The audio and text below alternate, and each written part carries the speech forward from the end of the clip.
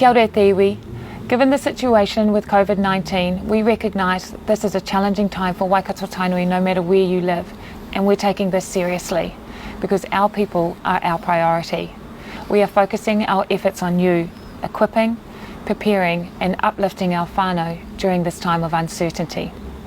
If you're registered with us, you'll be getting a call from us shortly, starting with our kaumātua, those over 60. We want to know, what do you need?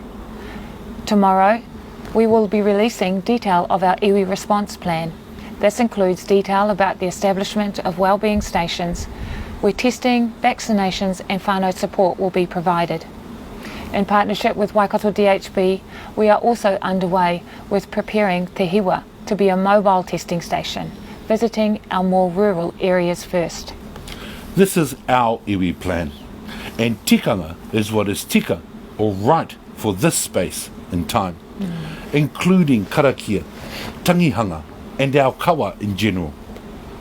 This is a kaupapa we will delve into a wee bit more āpōpō, so please join us back here then. Whānau, it is ultra important. If you are feeling sick in any way, please help stop the spread by staying home. Whānau, keep checking in with us here on Facebook, as we'll be bringing you daily updates. Amo hiake te ora o te iwi, ka puta ki te wheiao. To protect the well-being of people is paramount. Pai Pai mārire. mārire.